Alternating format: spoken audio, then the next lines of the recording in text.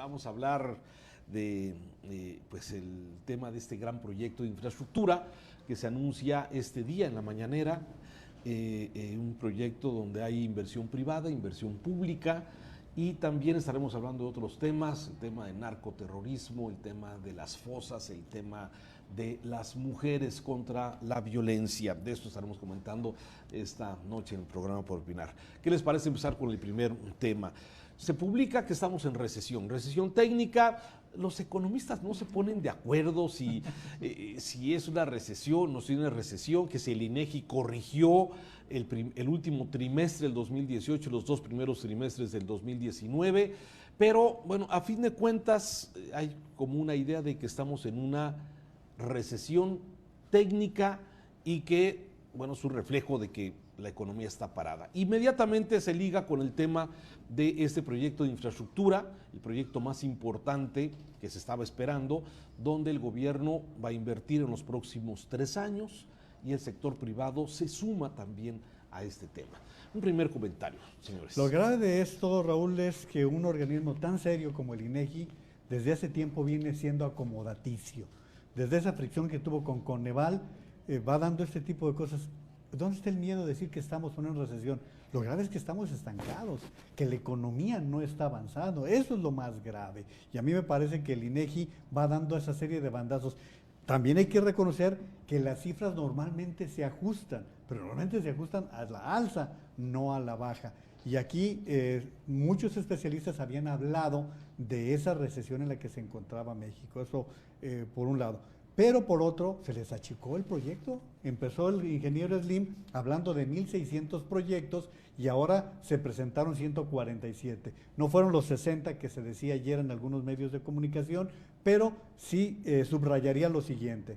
El proyecto de infraestructura que presentó Enrique Peña Nieto fue 8 veces más de inversión y de proyectos. Más de 700 proyectos y cerca de 7 billones de pesos. Eso fue lo que presentó Peña Nieto. No se trata de decir si lo hicieron bien, si los terminaron, porque ahí está, todavía está... La línea 3, el tren rápido a Toluca, no, pero ahí está Monterrey. Todavía. El proyecto del tren México-Toluca está incluido en este proyecto. Sí, claro. Y yo cerraría mi primera participación diciendo, estos proyectos no son nuevos, por lo menos los aeropuertos, si vamos concretamente, el de Aeropuertos de Occidente, que tiene Cancún, Guadalajara, Puerto Vallarta, no proyecta ahora ni este año. Es un proyecto que traen desde hace bastante tiempo y me parece que en este caso no estamos viendo un verdadero plan de infraestructura. El Grupo Aeroportuario del Pacífico hace sus planes cada 5 años, según nos han platicado, y el proyecto de la ampliación del aeropuerto de Guadalajara,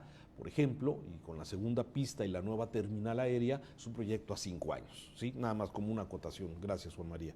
Jorge. A ver, sobre este tema, a ver, efectivamente los economistas, como bien señalas, dicen, bueno, es que recesión, es marasmo, es estancamiento, atonía. Es decir, ya digo, tenemos unos buenos debates conceptuales pero que hablando del ciudadano común, lo que yo sí percibo ya en la, digamos, en las personas, en las familias, es una situación de no generación de mayor bienestar, no está llegando el dinero a las casas, no se ve esta mejoría en la parte de la vida cotidiana, que para mí ese es el tema importante, y sí creo que, bueno, el gobierno federal sí contribuye. Efectivamente hay un escenario macro que no es nada fácil, eso también se tiene que decir, pero el gobierno se ha tardado en su diagnóstico en términos de cómo está la economía y en hacer estas medidas que le llaman, digo, técnicamente contracíclicas, que es cuando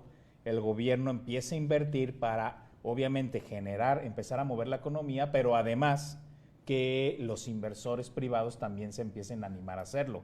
El problema es que prácticamente tenemos un año de retraso en anunciar estos proyectos. Efectivamente, ya luego podemos valorar si el proyecto está bien hecho, mal hecho y demás, si tendría que ser más, tendría que ser menos, más enfocado, más estratégico, pero lo que sí podemos claramente decir es que hay un retraso en esta política que uno hubiera esperado, que no que la hicieran a los 2 meses de haber entrado, pero sí, por lo menos a mediados de este año, yo creo que ya se tuvo que haber empezado a claramente empezar a plantear este tipo de procesos. Ahora, hoy se anuncia, hay que ver cuándo se implementa, es decir, todavía nos queda un buen tiempo de tramo para que ese dinero empiece realmente a correr en la economía mexicana y que empiece a llegar a los bolsillos de las personas. Es decir, creo que todavía nos tenemos que esperar, al menos, yo creo que por lo menos un medio año más, donde estos efectos que esperemos sean positivos, lleguen verdaderamente a las familias. Yo creo que sí vamos a tener pues este escenario de un fin de año con no tanto gasto y un inicio de año muy, muy complicado para las familias del país. Es la parte que a mí me gustaría resaltar. Claro. Bueno, pues estamos discutiendo ahorita entre estas diferencias conceptuales de economistas si estamos mal o si estamos peor, ¿no? Esa es la discusión, cuando deberíamos estar hablando de cuánto necesitamos crecer para mover este país, para que en realidad la economía sea el motor del país, deberíamos estar creciendo por arriba del 4%. Y esa discusión pues está lejos de darse, porque ahorita lo que estamos hablando es si estamos en estancamiento prolongado, que fue el término que utilizó el subgobernador del Banco de México, o estamos en una recesión técnica, como dicen algunos otros economistas. Pero independientemente del comportamiento del PIB, lo interesante también es el comportamiento de otros indicadores económicos, que como decía Jorge, la suma de todos esos indicadores económicos es lo que hacen sentir que la vida cotidiana de la gente pues no está tan bien, ¿no? El tema del empleo, que no ha caído, pero que no ha crecido como ha crecido en otros años, la actividad industrial, el tema, incluso hay indicadores como el ingreso por la vía del trabajo, el ingreso de los hogares por la vía del trabajo, que es un indicador que publica Coneval cada trimestre también. Es un indicador que habla de para lo que le está alcanzando a las familias, lo que ganan por la vía del trabajo. Y ha tenido, digamos, ligeramente un incremento del último trimestre de 2018 a los 2 primeros del 2019, pero ese indicador también ya se empieza a ver decreciendo. Si sigue la tendencia, va a cerrar el año, como decía Jorge, sintiendo las familias que lo que ganan no les alcanza. Entonces, pues tenemos un escenario económico complicado y en este escenario es donde sale el presidente con esta alianza con el sector privado a presentar el paquete de inversión en infraestructura, justamente pues porque si no es por la vía de la infraestructura, ya lo hemos dicho aquí en esta mesa antes, si no es por la vía de la infraestructura, entonces ¿qué va a dinamizar la economía? Pero lo interesante también es que se presentó un paquete económico por parte del gobierno federal donde el mensaje es: el recurso público se va para programas sociales, se va para política energética, todo lo demás, el sector privado, métanse la mano al bolsillo y asuman ustedes la corresponsabilidad del país, porque al parecer las finanzas públicas no dan para todo, ¿no? Da para unas cosas, pero para la infraestructura la va a tener que soportar la inversión privada y sin recurrir a deuda, que también lo dijeron esta mañana, y con un fuerte componente de participación de la banca privada. Eso llama mucho la atención en un gobierno de izquierda, estas alianzas y esta simbiosis que salen de la mano con la banca para que la banca invierta, la banca privada, y sean el capital privado en este país el que dinamice la economía. Nada más que la entonces, banca... ¿de dónde salen los datos del presidente, ¿no? Cuando insisten que vamos bien? Es que hay datos como el que acabas de mencionar, Caro, el mercado cambiario, por cierto, que también se ha mantenido con cierta estabilidad, el aumento ligero del consumo que ha tenido precisamente, que muchos se lo acreditan a las remesas, a que México se ha convertido en el primer socio comercial de los Estados Unidos al desplazar ante el conflicto con China. Sí, o sea, como que a veces pareciera que se toman las cifras, las que convienen, para presentar un escenario diferente, pero la industria de la construcción, por ejemplo, está en una de sus peores crisis de décadas, ¿sí? Y que es un detonador, por ejemplo, de generación de crecimiento, ¿sí? El consumo de autos, que también se ha caído en una forma impresionante. El turismo. Y bueno, y el turismo, pero no sé si analizaste las cifras, el turismo también está dejando más dinero, entonces como que se utilizan los diferentes indicadores para ver que estamos presentando supuestamente un mejor panorama económico, pero la coincidencia es que tenemos una economía estancada. Yo creo que en diciembre no se alcanza todavía a impactar el bolsillo de la gente. Me parece que lo más grave va a ser a partir de enero. Yo creo que Sí, aquí hay que recordar que los economistas acomodan las cifras de acuerdo a las necesidades. Para eso el ejemplo de turismo es el más gráfico. Hemos caído del lugar 10 que se mantuvo en el sexenio pasado, se han caído 2 o 3 lugares en el turismo internacional. O sea, tú puedes ir acomodando lo que quieras. Lo malo es que el presidente, sus cifras normalmente no checan con la realidad. A mí me parece que el acto de hoy es sumamente sectario, Raúl. Uno, es cupular completamente. Sí. Son los cúpulos que están tratando de mandar un mensaje. Carlos Salazar ha sido un aliado del presidente que lo ha protegido en todos momentos. Segundo, en las cifras que nos hiciste favor de mandar, están hablando que con esta inyección se puede crecer al 4%. ¿De dónde? ¿Quién puso ese dato? Es verdaderamente insólito, es imposible de alcanzar con una inyección de esta naturaleza. Luego viene la parte del presupuesto. Como estaba diciendo Caro, la inyección del sector público en materia de infraestructura es mínima y está afectando en áreas en las cuales se debería de aplicar. Agricultura, por ejemplo, la infraestructura agropecuaria es indispensable y sin embargo se baja el 28% en el presupuesto. La parte de salud, ya se fijaron que solamente hay un hospital de aquí al 24, un hospital, sí, cuando ha sido un año de graves problemas y señalamientos en materia de salud, sí, en materia de educación. ¿Con qué vas a construir las 100 universidades si hasta la inyección presupuestaria en materia de educación es raquítica? Hoy Quintana en su columna del Financiero, seguramente le echaron un ojo, retiene lo que tú has dicho muchas veces, Jorge, en este programa.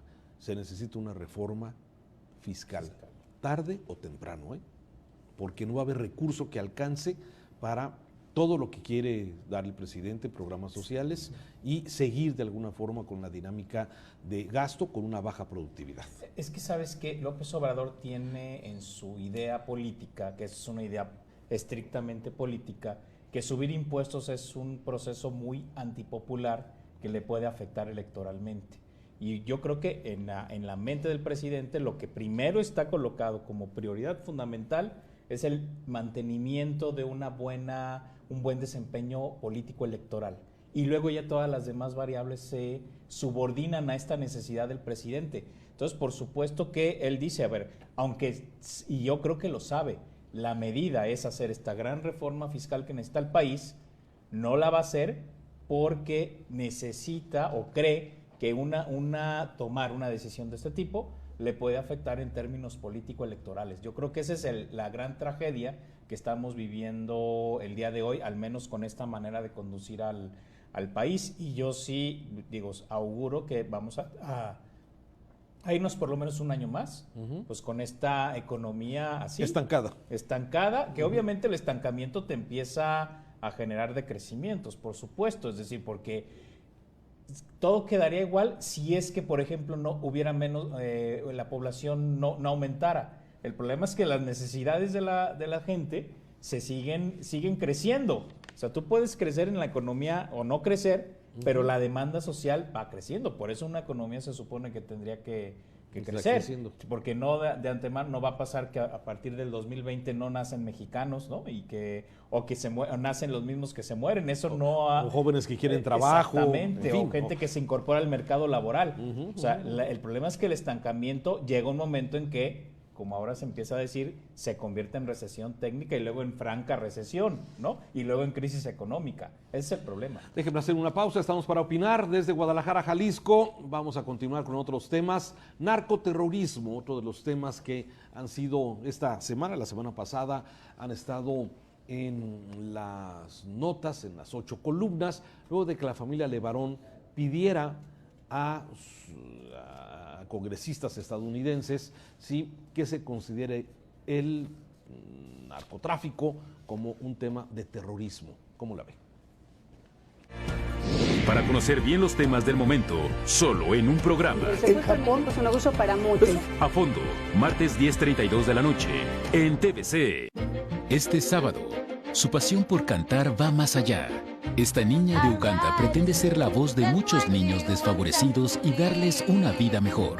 Descubre cuáles son sus metas en La Pequeña Tammy canta por la paz y la justicia. Sábado 8 de la mañana y 2 de la tarde en TVC.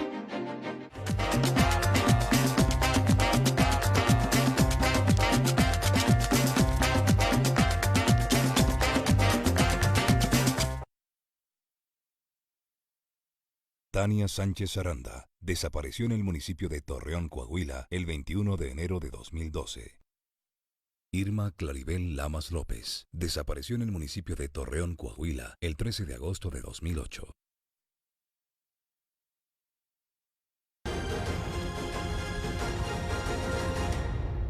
Continuamos más información luego de la tremenda tragedia, la masacre con la familia Levarón allá entre Chihuahua y Sonora. Ya sabe usted, ha habido muchas reacciones, esta comunidad que tiene una gran relación con algunos legisladores estadounidenses por básicamente el tema religioso, y esto genera pues una presión para México, sin duda, ¿sí? En días pasados se da a conocer que la familia Levarón, que se va a reunir en los próximos días con el presidente López Obrador, sí, señaló que le pide a los Estados Unidos que se considere a los narcos como terroristas. Así es. Hay que decir lo siguiente, Raúl, la comunidad Levarón que está entre Sonora y Chihuahua, casi todos tienen la doble nacionalidad, mexicana y estadounidense.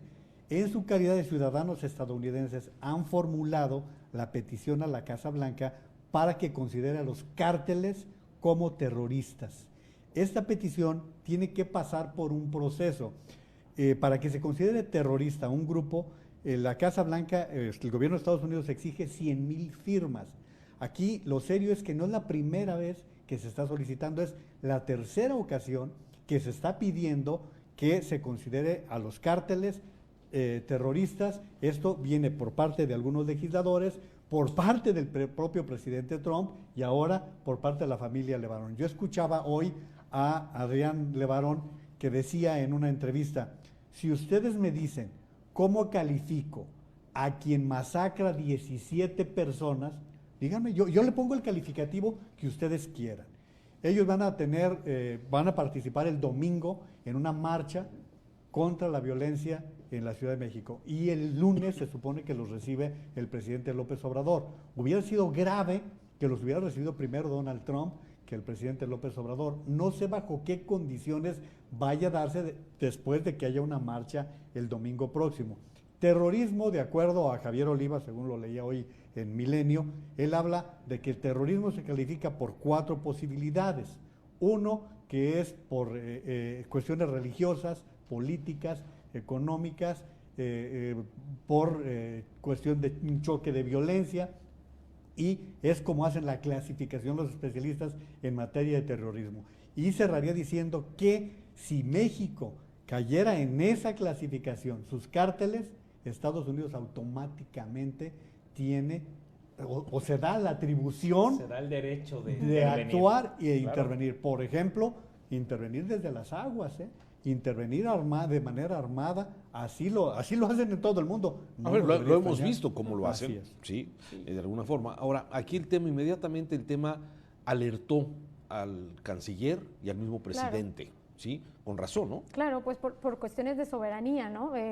Ningún país desearía tener una organización en la lista de los más buscados de todo el planeta. Sin embargo, tiene, creo que unas implicaciones, y lo comentábamos ahorita en el Inter, en términos prácticos de perseguir ese flagelo, que deberían analizarse porque pudieran ser convenientes, ¿no? Como desplegar toda una infraestructura internacional para perseguir una red, porque ya los expertos también en temas de narcotráfico han dicho esto, el narcotráfico y los cárteles mexicanos no son unas células que operan solamente en el territorio mexicano. No, o sea, no es un problema de México solamente, es una red internacional con presencia en muchísimos países, y opera como tal, opera como una célula internacional y de manera internacional se debe perseguir, ¿no? Desarticularla, persiguiendo los integrantes de este cártel que transitan por los aeropuertos internacionales, persiguiendo el flujo de recursos que tienen en los bancos de todo el mundo. Que no sucede. Digamos que no sucede. Y ahora pues estamos solos en este combate al narcotráfico y que pudiera tener algunos beneficios en términos prácticos. Ahora, en términos políticos, pues es donde viene el posicionamiento del canciller, porque hay que tener cuidado también con posibles intervenciones. Ahí nomás en el tema. Jorge, antes de que intervengas, México cometió un error.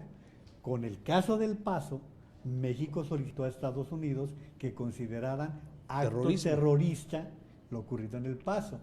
¿Con qué cara ahora dices que los Levarón no tienen razón en solicitar que sea terrorista? Y no solo los Levarón, sino los habitantes de Culiacán. O sea, Culiacán y Levarón dan las condiciones como para catalogarla como tal. Y Michoacán. Y Michoacán. Y algunas partes de Jalisco. Y Guerrero. Has tocado, ese es el punto, Jorge. Me parece que lo que hemos visto, cómo se mueve los criminales, los narcotraficantes, la capacidad de poder que vimos en Culiacán, de movilización, de logística, de capacidad de fuego, o sea, la verdad es que sí está complicado. Fíjate que el tema, a ver, tradicionalmente terrorismo se atribuye a grupos que hacen reivindicaciones políticas o religiosas, básicamente es lo que se ha visto, ¿no? Y entonces, obviamente lo que buscan es una demanda que va más bien en esa línea y por lo tanto, digamos, la razón de su lucha justifica que hagan actos de terror, ¿no? Digamos, hay grupos terroristas, guerrillas tradicionales que han actuado así.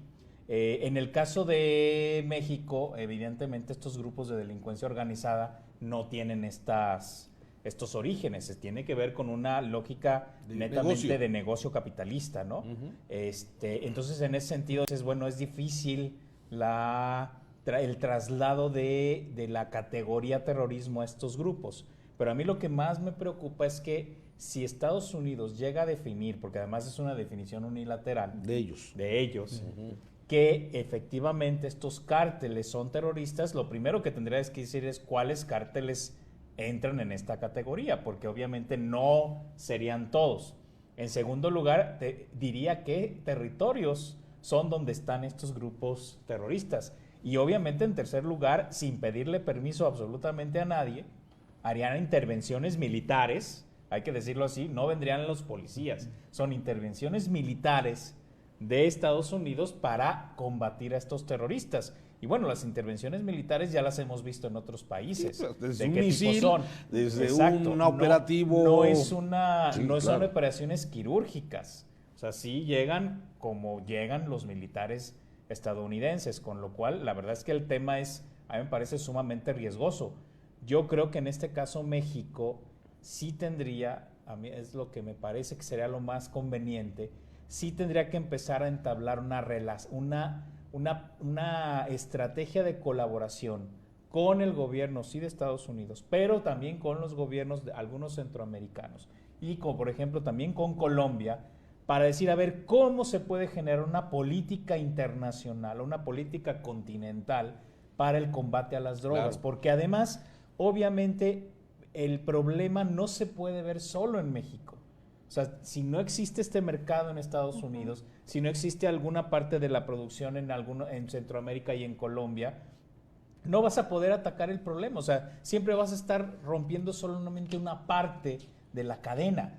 Yo creo que si de veras hay voluntad de resolver el tema, tendríamos que ver una reunión trilateral o multilateral de varios presidentes de estos países para decir, a ver, ahora sí, pongámonos de acuerdo en cuáles tienen que ser las estrategias para el combate al narcotráfico, que obviamente no solamente, para mi gusto, tendría que traer estrategias militares o policiales, sino tendría que ver con cuestiones de consumo, cuestiones de salud pública, debatir en serio todos los temas de legalización y de despenalización de algún tipo de drogas, cómo se hace un verdadero trabajo de... Está parado mucho. Claro, la ruta del dinero. O sea, también ya hay muchas cosas dichas que la verdad no se pone a hacer, no se implementa, ¿no? Yo creo que esa tendría que ser la ruta. Más todavía tendría que ser un acuerdo mundial. Mira, por ejemplo, el tema de la amapola. La amapola, como saben ustedes, se hace por cuotas, se siembra por cuotas. En el caso de México, México no ha podido entrar a la producción porque Naciones Unidas no le ha dado márgenes para que Guerrero, por ejemplo, que ha solicitado aumentar legalmente la siembra de amapola. Pero ahora que si llevo sí, llevo no, se revela, por ejemplo, que Bolivia, de tener una autorización para sembrar 3,000 hectáreas, estaba sembrando 20,000 hectáreas. Pero son trascendidos. ¿Cuánto produce Afganistán, que es el gran productor de amapola en el mundo? Entonces es un tema mundial, porque luego viene lo que está diciendo Caro, la parte de lavado de activos. Y ahí es donde entran países que son los que tienen el control de los grandes paraísos o que tienen bancos que dan entrada a grandes capitales de manera oscura. Y es que lo que señalan es la interdependencia del problema. El narcotráfico es un gran negocio internacional, pero todas las estrategias de combate al narcotráfico han sido unilaterales por el país que la padece, o en todo caso bilaterales con Estados Unidos. Por ejemplo, en el caso de Colombia, todo el dinero que se ha invertido en Colombia para la erradicación de cultivos ilícitos ha sido también estrategias fallidas como la fumigación con glifosato, bueno, con todas las implicaciones de salud que tiene, pero no ha habido una masa crítica internacional que se ponga a pensar qué vamos a hacer todos, porque compartimos el problema, pero también tenemos que todos ponerle a las soluciones. Se está poniendo interesante, me parece que eso va a ser un tema que va a estar en la agenda en las próximas semanas, ya que pues tiene varios elementos, como el tema Evo Morales en México, la reunión que tuvo con Rafael Correa de Ecuador en días pasados, la crítica que ha hecho México a la Organización de Estados Americanos. O sea, se ve un panorama complejo y el presidente... Y toda la crisis en Sudamérica, Raúl, que está tremendo, ¿eh? O sea, cada día nos explota un país. Cada día es un nuevo país en alguna crisis. Otra vez, es mundial. La semana pasada, protestas en Francia, en Irán, en Hong Kong, y todo lo que estás diciendo. O sea, en el caso de Sudamérica, es Chile, es Venezuela, es Nicaragua, Colombia, Ecuador. O sea, está creciendo. Y lo grave de esto, Raúl, es que son movimientos de la sociedad. Ahora no estamos viendo cabezas de líderes que están tratando de derrocar o de protagonizar. No, estamos hablando de sociedades movilizadas. Claro. Déjame hacer una pausa. Gracias a quien nos ve en TVC, seguimos el Megacanal. Hay otros temas. Golpe de Estado, no, eso ya me quedé como el presidente, sí, no, si fue crimen de Estado o no. Regresando.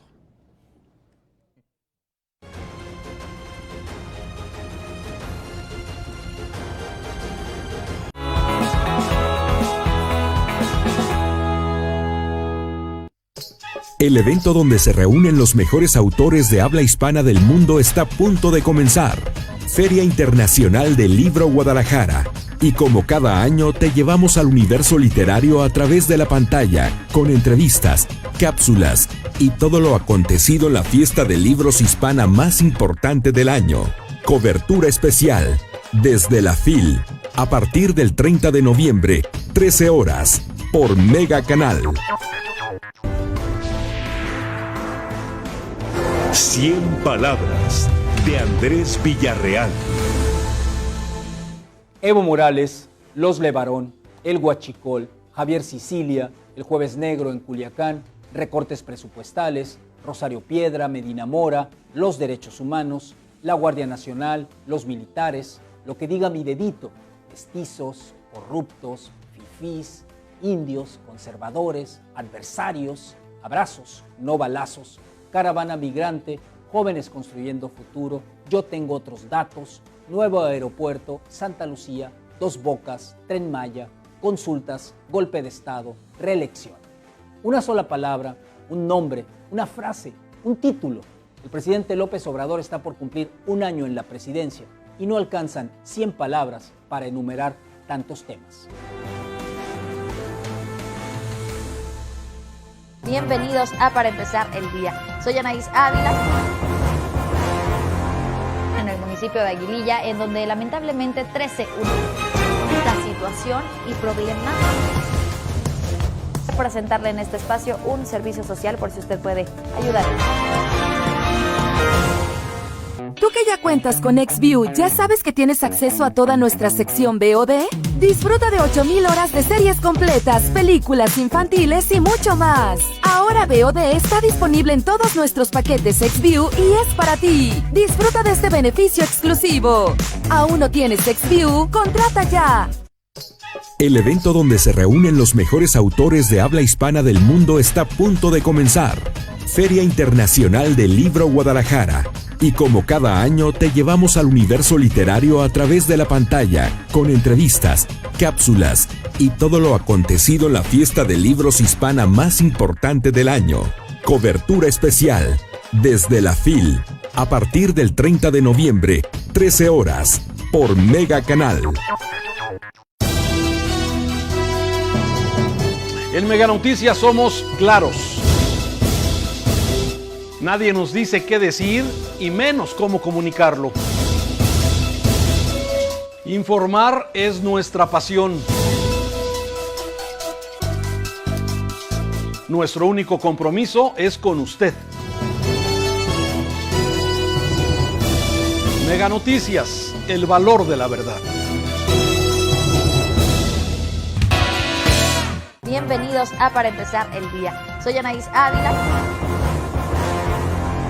en el municipio de Aguililla, en donde lamentablemente 13 la situación y problema.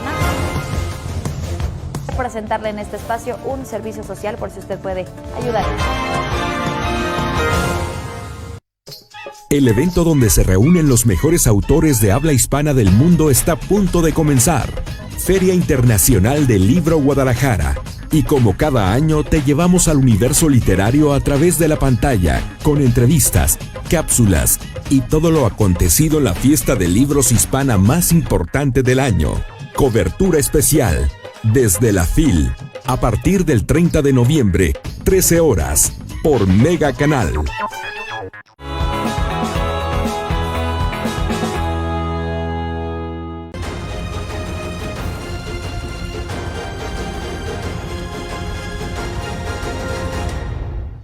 Continuamos con más aquí en Para Opinar.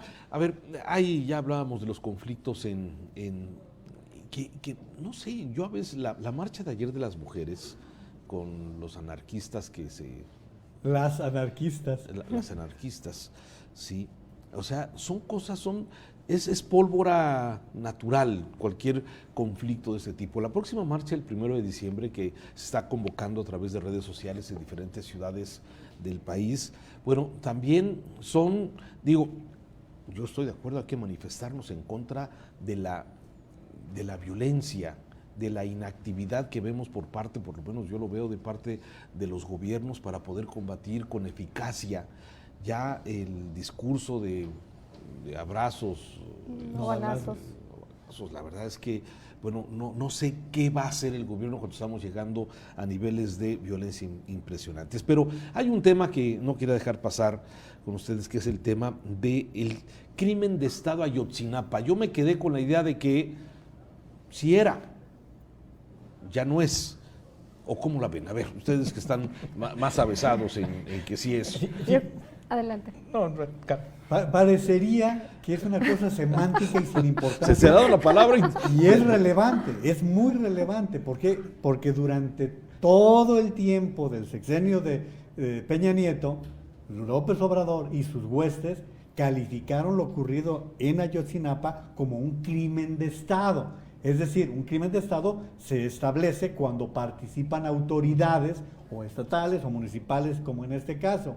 Sin embargo, el presidente, el fin de semana, dice ya no es crimen de Estado. Hay que recordar que un gobernante asume el pasado y el presente y obviamente también el futuro. Entonces, el presidente de alguna manera está tratando de decir, ya no es crimen de Estado porque yo no voy a permitir que se den excesos en contra. Hasta ahí es en donde él trata de deslindarse y de decir, bueno, pues lo que se decía en el pasado, nada más que vienen las preguntas, ¿no? O sea, que ya no hay cargos en contra de los acusados, o sea, que van a cambiar muchas cosas que se daban por hechas con respecto a Ayotzinapa? A ver. Yo creo que la afirmación del presidente se da en el imaginario de que él se asume como su persona, como el Estado. Como el total, Estado. ¿no? El Estado soy yo. Y hay una confusión entre lo que es una administración gubernamental y el Estado. Él es ahora el representante del Estado, pero representa al Estado de hace 6 años, de hace 12 años, de hace 18, ¿no? El Estado, digamos, como tal, va mucho más allá de lo que es una administración gubernamental y de lo que es López Obrador. Si bien esta administración ha mostrado un compromiso con la verdad, la justicia y la reparación con los familiares, esa justicia y esa verdad pasa por asumir lo que hicieron o dejaron de hacer integrantes del Estado en el año que sucedió.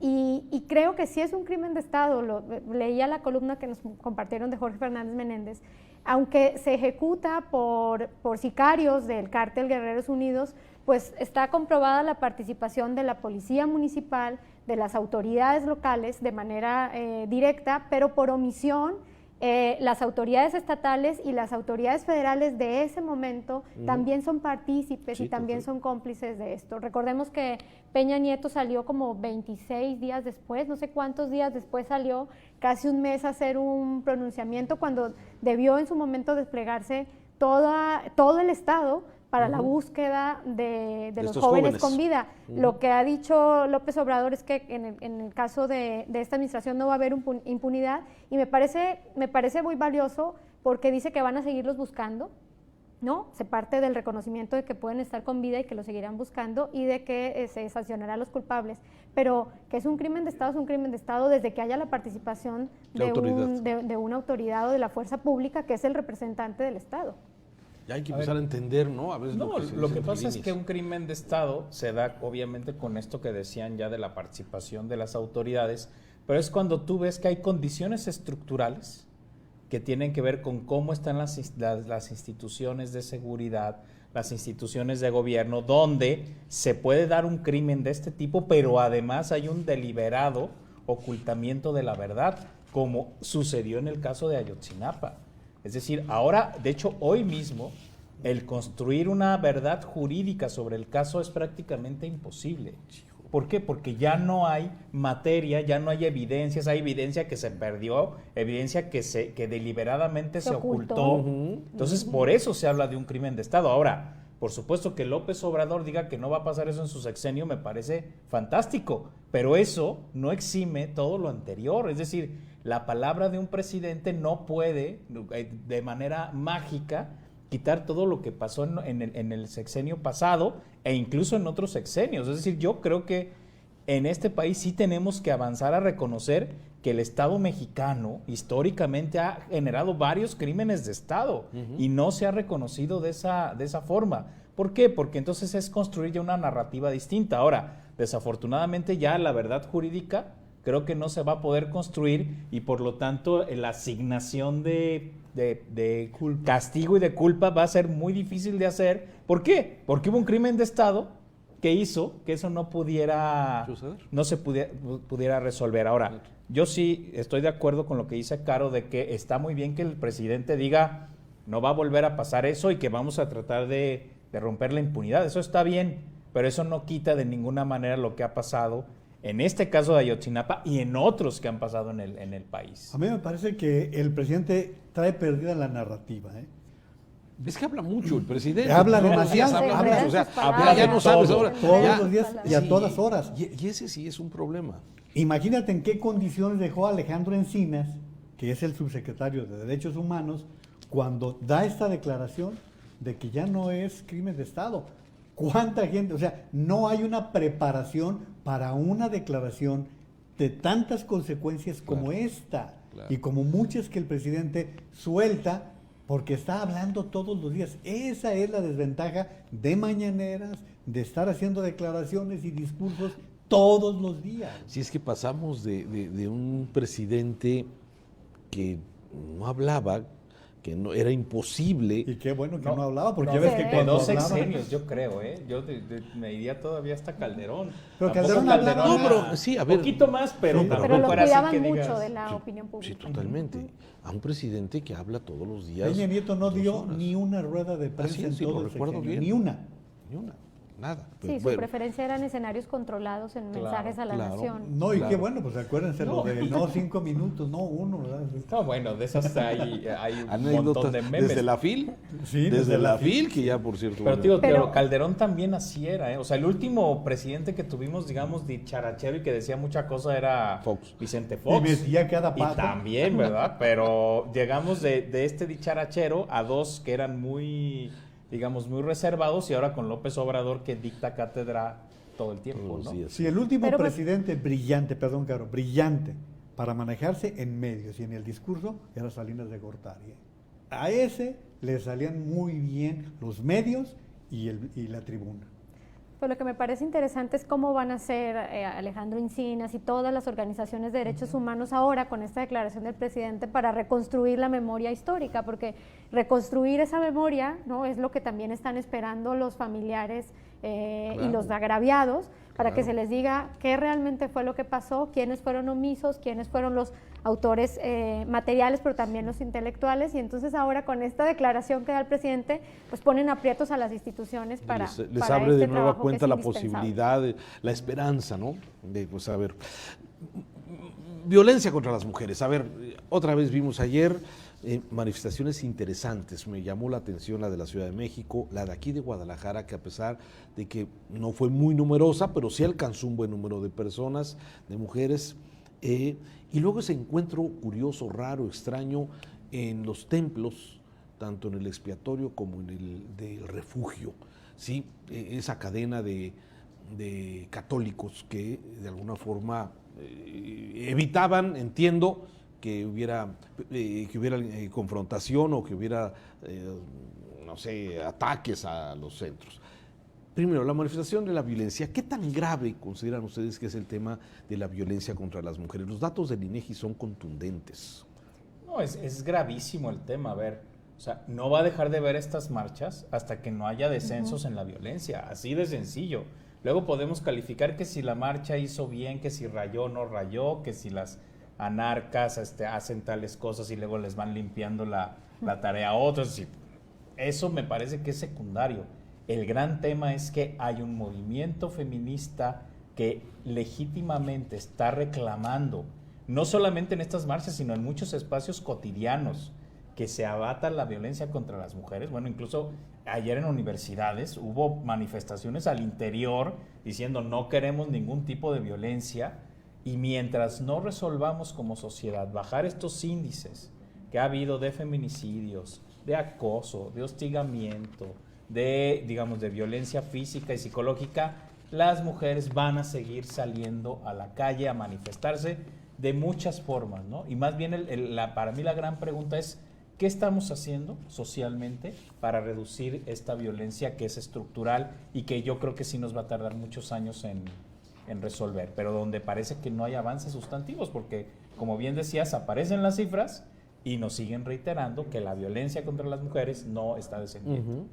Yo diría que no es la violencia, son las violencias, ¿no? Como decía Jorge, hablamos de muchas violencias, la violencia política, la violencia económica, la violencia psicológica, cosas que cada vez se hacen más, digamos, más, hay más sensibilidad en torno al tema, se verbalizan, se expresan, se miden, y también se expresa la obligación que tiene el Estado de prevenir esas situaciones y de erradicarlas. Pero la incompetencia del Estado para lograrlo, porque son condiciones estructurales y que requieren un esfuerzo importante del Estado para revertir esta situación. Y las manifestaciones son esa visibilización del problema mayúsculo que está, que lo vimos las mujeres en la cotidianidad. Creo que más que un tema de estadísticas y cifras, lo que vemos es que hay convenios internacionales, hay sanciones legales, ya hay un marco normativo digamos que cada vez se fortalece más en términos a la sanción, la tipificación del delito de feminicidio. Han sucedido cosas estos años para prevenir la violencia contra las mujeres, pero en la vida cotidiana las mujeres lo seguimos sintiendo por esta condición estructural de esta violencia, y las imágenes que vemos en pantalla es esa visibilización del hartazgo que hay, y llama la atención cuando hablamos ahorita de los temas de Latinoamérica, que es una generación que cada vez más sale a las calles, ¿no? Estas marchas son de mujeres jóvenes de una generación que a mí me gusta mucho un cartel que veo en las marchas que dice: nos han quitado todo, que nos han quitado hasta el miedo. Es una generación que tal vez nuestra generación no lo hizo, pero la generación que viene detrás está más dispuesta a salir a las calles de manera pacífica o de manera violenta, como sea, pero para exigir los derechos y para exigir las reivindicaciones. Claro. Y eso es lo que tal vez no estamos leyendo, de cómo darle respuesta a esas generaciones. Yo diría tres cosas, Raúl. Una, que muchas veces se pierde la óptica de lo que se está tratando de señalar. Muchas veces este tipo de manifestaciones hacen olvidar que lo que se estaba pasando en el mundo son los feminicidios. Estamos hablando de más de 270 muertes de mujeres asesinadas de manera impune, y luego vamos al salario, y luego vamos al maltrato en el hogar. O sea, ese es el problema real.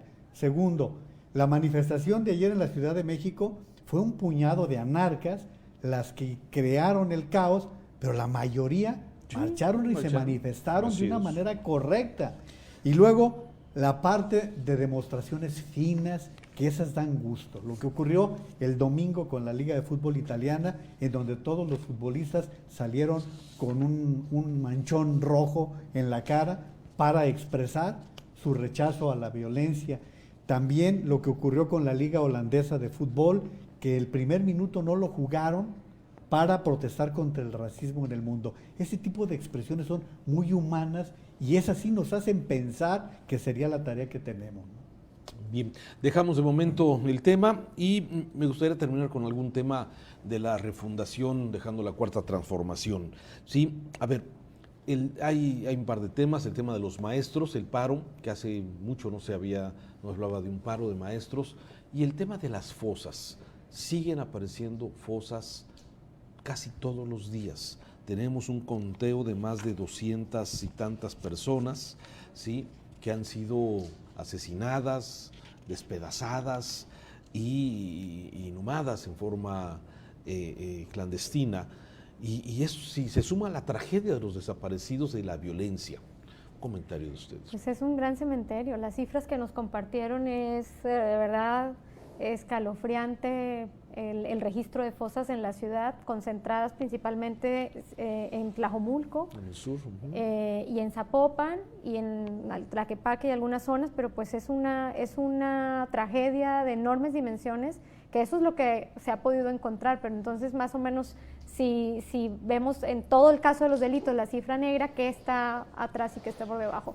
Yo creo que si bien en los últimos años se ha avanzado en el tema de los desaparecidos, en crear instituciones como la Fiscalía de Desaparecidos, la Comisión Estatal de Búsqueda, los esfuerzos por una ley, por un registro de desaparecidos, nos está faltando mucho más desembarcar una estrategia mucho más efectiva para la búsqueda de las personas, la búsqueda pronta, inmediata, antes de que sucedan estas tragedias como está sucediendo. Yo escuché en las redes sociales el caso de 2 hermanos que buscaron a su familiar, a su hermana, y la fueron a buscar a una colonia de Tlajomulco, preguntando prácticamente casa por casa, metiéndose en los lugares donde les iban señalando hasta que la pudieron encontrar y rescatar. Eso es la búsqueda, es buscar de manera inmediata hasta encontrar, buscar hasta encontrar. Y en esa parte de la política pública me parece que es donde falta la pieza que pueda anticiparse a esta forma de actuar del crimen organizado. Y ahora lo grave es que ya no es solamente zona metropolitana, ya en la región de Los Altos también encontraron fosas en donde están encontrando desaparecidos, ¿no? La verdad es que no hemos parado, Raúl, de los embolsados. Cada semana aumentan las cifras. Sí, fíjate que aquí yo comparto la opinión de Caro de que los protocolos de inicio, incluso la llamada prebúsqueda, todavía habría que afinarla, es decir, y eso, bueno, lo platicaba yo con Margarita Sierra, la Secretaria de Planeación y Participación Ciudadana, es decir, cómo se tendría que armar un sistema de prebúsqueda para muy rápidamente primero saber si la persona está en alguna institución pública, que luego no hay ese tipo de información, porque la gente tiene que ir a preguntar a un lugar y a otro, y a otro, y a otro, sí, con un sistema de prebúsqueda que es totalmente fácil de hacer. Digo, puede ser caro, pero es accesible de hacer. Tú ya sabes si la persona está en algún lugar, y si no, inmediatamente empiezas con los los procesos de búsqueda de la persona a través de la Fiscalía de Personas Desaparecidos. Es decir, desaparecidas. el problema es que falta mucho para ajustar procesos y protocolos que nos ayuden a evitar este tipo de situaciones, porque está muy claro que entre más tiempo pasa en que retardas el proceso de búsqueda, más complicado, es más difícil encontrar con vida a las personas, ¿no? Creo que en el gobierno del estado sí lo tienen ya claro, pero todavía no se está implementando el proceso. Ahora, urge hacerlo, porque evidentemente, como bien señalan todos, pues las fosas y las muertes ahí siguen caminando, esas no paran. Pero la búsqueda no es solamente una estrategia de gobierno, la búsqueda tiene que ser una estrategia social, de toda la sociedad, claro. ¿no? Los medios de comunicación, pasar fotografías, las escuelas movilizarse, los comercios, como pasa en algunos países, ¿no? En Estados Unidos se pierde un niño, incluso hay brigadas de vecinos que salen en la búsqueda con perros, a encontrarlo. Claro. Creo que México tendría que estarse ya adecuando a esta realidad, pero con una movilización social que es necesaria para prevenir todas estas muertes. Pero ¿sabes qué es lo más triste de todo esto también? La apatía del ciudadano. Yo que doy las noticias todas las noches, el dar, ¿cuántos muertitos hubo hoy? 8, 10, 12, 6, 8. O sea, nos hemos vuelto tan insensibles a la tragedia de estas familias, independientemente de quiénes sean o a qué se dediquen. Para esas familias, sus padres, sus hijos, son tragedias. ¿Sí? Y como que ahora estamos tan familiarizados ya con el tema, como sucedió en este restaurante ahí de Galerías, hay un asesinato y al lado pues la gente sigue su vida comiendo normal, como si nada hubiera pasado. Es que a veces se aventuran decir, se matan entre ellos, entre criminales, y se nos olvida que hay personas secuestradas, que hay jóvenes que han sido ultrajadas, que han sido violados, hay gente que ha sido asaltada, hay gente, o sea, hay una gama tan grande de posibilidades que no es solamente que se matan entre narcos. No. Además, no hay forma de, o sea, mientras no haya carpetas de investigación terminadas, eso no se puede afirmar, así de sencillo. Sí, y el que sea que se maten entre ellos no estaría exento de que se haga una investigación y se busque un responsable.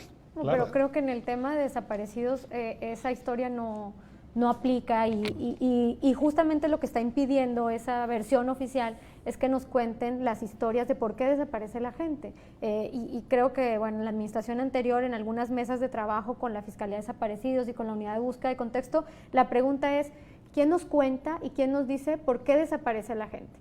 ¿Cuáles son los rangos de edad en los que más desaparecen? ¿Cuáles son las colonias de la ciudad donde más desaparecen? ¿En qué horarios? ¿En qué trayectos? ¿Bajo qué modalidades? Toda esa historia también ayuda para la prevención y no sé si estoy equivocada, Jorge, pero no he escuchado todavía una explicación, aparte de la que hizo la Comisión de Derechos Humanos, donde decía que hay un patrón también de desaparición de mujeres jóvenes, pero por parte de la autoridad todavía no nos cuentan esa historia porque también hace parte de los mecanismos de prevención. O sea, si el Estado no nos cuida, pues entonces nosotros como ciudadanos debemos cuidarnos y debemos tomar las medidas necesarias para que no nos pase a ninguno de nosotros ni a nuestras familias. Pero si el Estado no nos dice cuáles son los patrones, entonces ¿cómo vamos a hacer para prevenir y para atender este delito? Caro, muchas gracias. Gracias, Raúl. Jorge, gracias. Buenas noches. Juan María. Yo déjame decirte que me parece lamentable, Raúl, que 1 millón de niños se quedara sin clases. Eso me parece preocupante y grave, porque no es posible que lo más valioso que tenemos... Pero dijeron que era un tema político. Por lo pronto se quedaron sin clases y después de un puente. Claro. Gracias. Al Saludos. contrario. Nos vemos la próxima semana. Gracias a usted que nos ve. Gracias, buenas noches.